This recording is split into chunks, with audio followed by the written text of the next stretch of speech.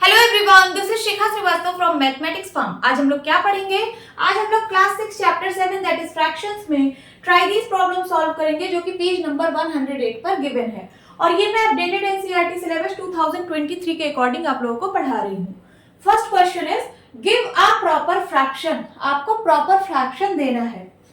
Fraction हम लोग किस फॉर्म में लिखते हैं? न्यूमरेटर अपॉन डिनोमिनेटर के फॉर्म में लिखते हैं। ठीक है। अब प्रॉपर फ्रैक्शन क्या होता है?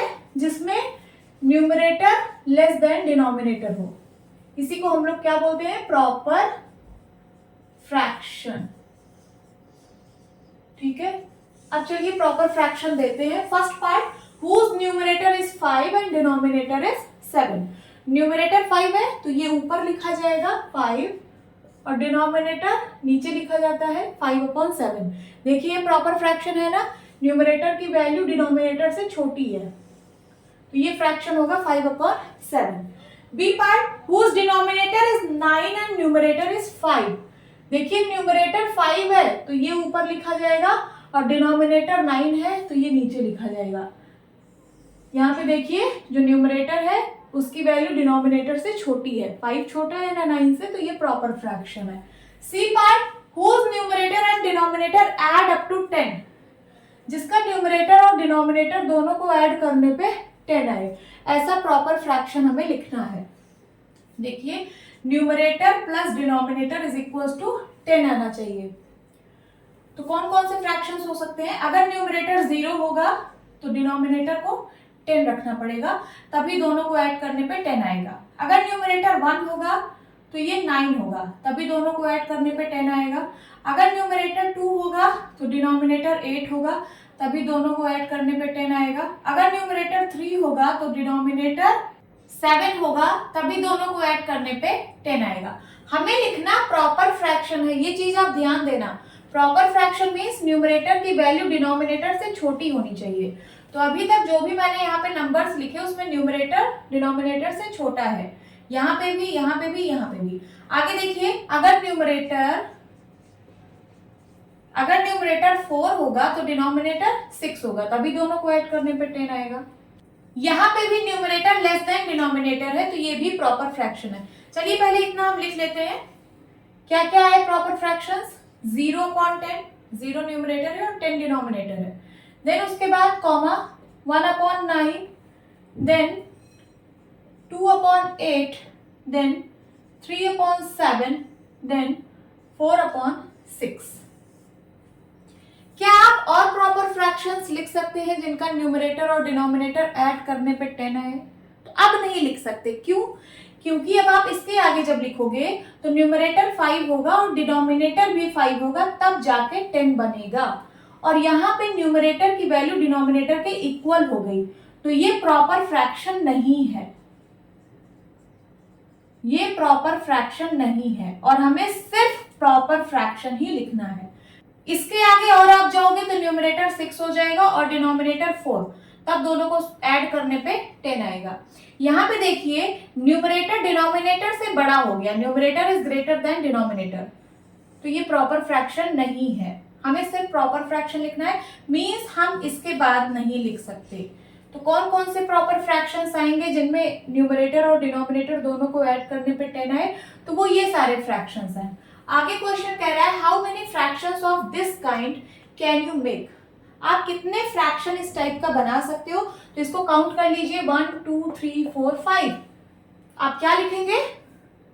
5 fractions of this kind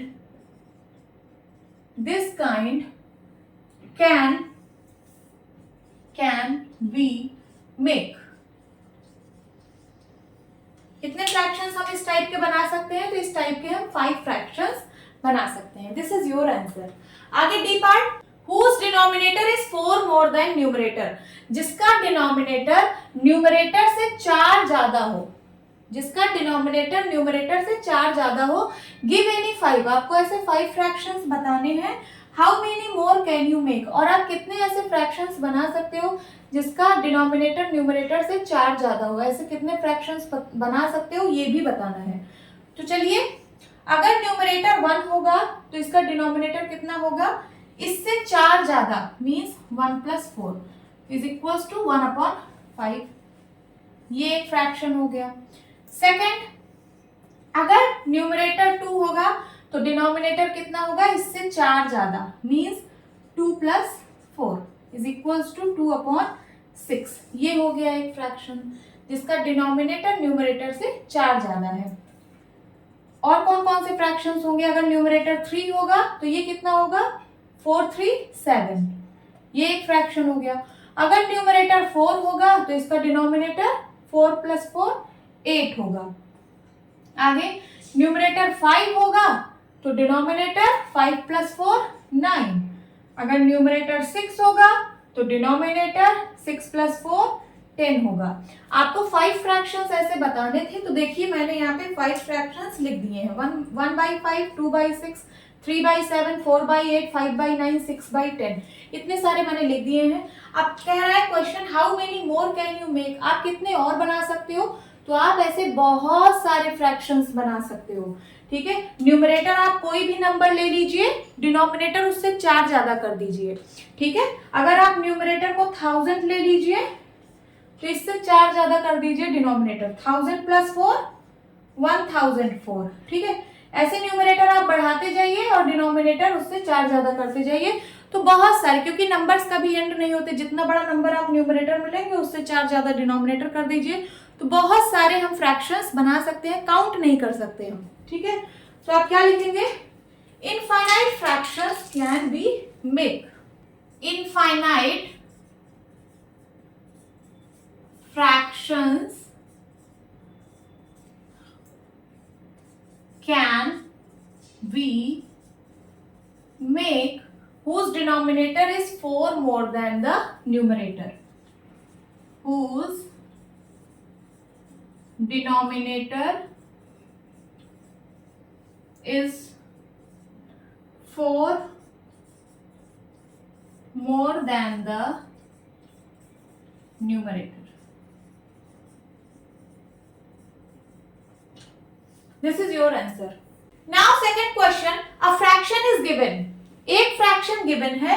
How will you decide by just looking at it whether the fraction is less than 1, equal to 1?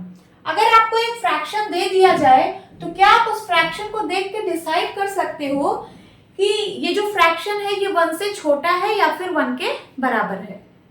Suppose मैंने आपको एक फ्रैक्शन दे दिया 3/5, तो क्या आप इसको देख के बता सकते हो कि ये जो फ्रैक्शन है ये 1 से छोटा है या फिर 1 के बराबर है? हाँ, आप डिसाइड कर सकते हो। ये डिपेंड करता है न्यूमरेटर और डिनोमिनेटर पे।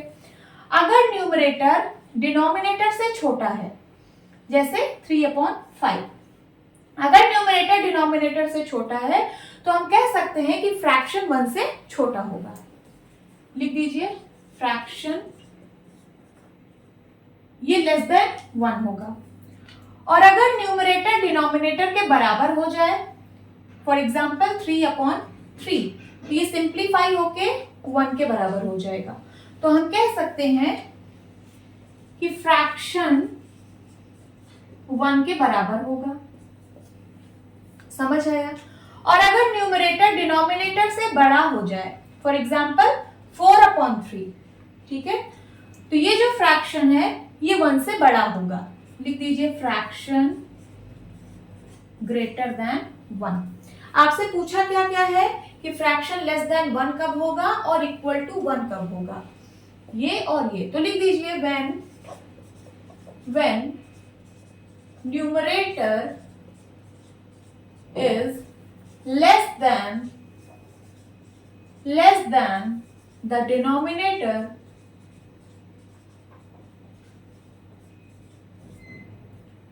then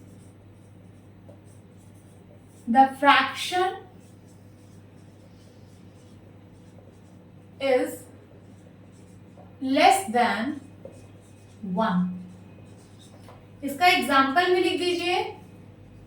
एग्जाम्पल में आप क्या लिख सकते हैं, 2/3, 5/6, 7/9 etc। और इक्वल टू कब होगा, when numerator is equal to denominator,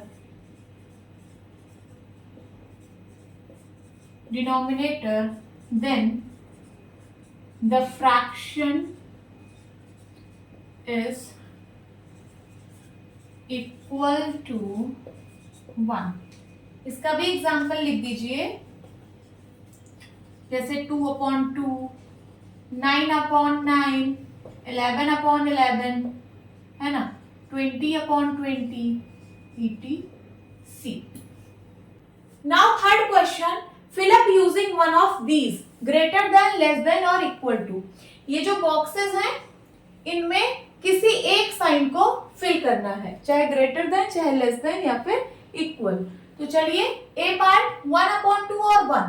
1/2 और 1 को कंपेयर करना है कि कौन सा बड़ा है और कौन सा छोटा है. तो 1/2 को देखिए, यहाँ पे न्यूमरेटर जो है वो डिनोमिनेटर से छोटा है. जब न्यूमरेटर डिनोमिनेटर से छोटा होता है तो वो जो फ्रैक्शन होता है वो लेस देन 1 होता है. तो ये लेस देन 1 है और ये 1 है, तो कौन सा बड़ा है? 1 बड़ा है. 1/2 इज लेस देन 1 होगा. समझ आया? बी पार्ट में देखिए 3/5 और 1 इनको कंपेयर करना है. तो 3/5 जो है इसका न्यूमरेटर डिनोमिनेटर से छोटा है, मींस ये जो फ्रैक्शन की वैल्यू होगी ये 1 से छोटी होगी. अब ये 1 से छोटा है और ये 1 है, तो बड़ा कौन सा है? बड़ा 1 है. 3/5 is less than 1. आगे देखिए सी पार्ट 1 and 7/8. यहाँ पे जो 7/8 है numerator is less than denominator है. जब न्यूमरेटर डिनोमिनेटर से छोटा होता है तो उस फ्रैक्शन की वैल्यू 1 से छोटी होती है. तो ये 1 से छोटा है और ये 1 है, तो बड़ा कौन सा है? 1. सो 1 इज ग्रेटर देन 7/8.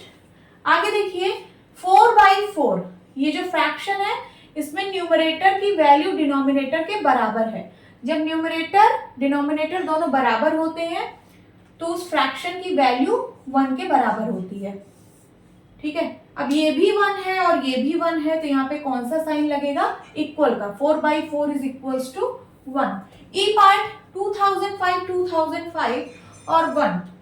तो इस फ्रैक्शन को देखिए, यहाँ पे numerator is equals to denominator है, मींस इस फ्रैक्शन की वैल्यू 1 होगी. तो यहाँ पे भी 1 और यहाँ पे भी 1 कंपेयर करना है, तो यहाँ पे कौन सा साइन लगेगा? Equal sign. This is your answer.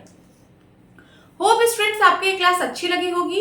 मिलती हूँ अपनी नेक्स्ट वीडियो में, तब तक के लिए bye bye and take care.